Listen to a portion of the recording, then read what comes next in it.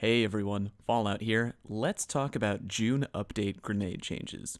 Trip mines. The damage from the trip mine has gone from 194 to 188, a 3% drop as Bungie mentioned. Before June, a trip mine was able to one-hit kill any Guardian with 6 or less armor. Now, the trip mine is only able to one-hit kill Guardians with 3 or less armor. If you're not sure how much that is, this is 3 armor. That means a trip mine activated on a wall will never be able to one-hit kill any Titan on its own because the lowest armor value a Titan can have is 5. That being said, there is a way to do more damage with a trip mine.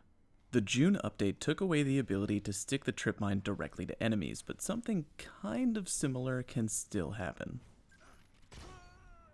Okay, here's what's happening. When you hit an enemy directly with a grenade, you do minor contact damage. With the trip mine, for some reason it can spin around on the enemy's body, doing that contact damage over and over before detonating, resulting in higher overall damage. Keep in mind, this only happens if your opponent is either not moving at all or moving very little. Any kind of hard movement like strafing or running in the nade will not do this. Let's talk about the swarm nade. The June update buffed the detonation damage by 7%, but overall the grenade is still pretty weak. Even an enemy with only 1 armor still won't get one-shotted by a swarm. Unfortunately, the tracking is still pretty bad too. It doesn't last very long at all, and just by remaining mobile, you can easily avoid all damage. By comparison, the skip grenade, despite getting the June update nerf, still has better overall tracking than the swarm. You can avoid taking all damage, but it's harder to do because it chases enemies way longer than the swarm grenade. For Blade Dancers, it's probably still going to be your go-to nade in the current meta, unless you're really good with the flux, in which case, stick away. Technically, the smoke bomb isn't a nade, but I'm talking about it anyway. Among all the changes done to smoke in the June update, the most important was that it no longer prevents you from jumping, meaning that any enemy can now simply jump out of the infamous Wombo combo. Probably the most talked about grenade change is the Firebolt.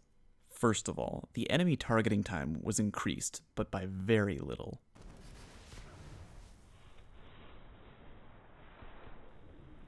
See? The range was also brought down, but it can still hit enemies from pretty far away. The real change in the Firebolt is the burn damage.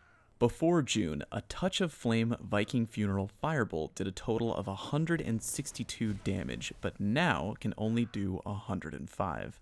Viking Funeral no longer extends burn damage. Now, it'll make an enemy take an additional 5% damage from anything else you hit them with for the next 3 seconds.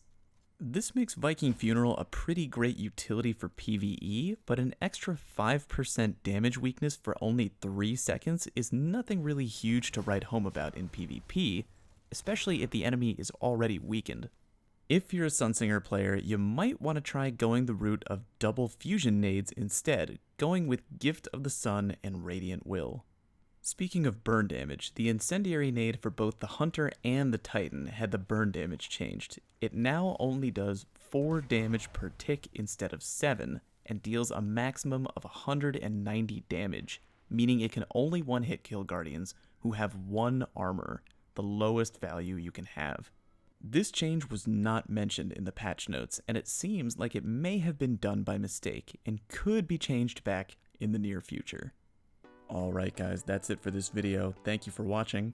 If you like this video, please do me a favor and give it a thumbs up, and if you really found it informative, then please subscribe to my channel because I'm always working on more content. Please be sure to follow me on Twitch and Twitter if you ever want to play or chat. Hope you learned something, and I'll see you next time.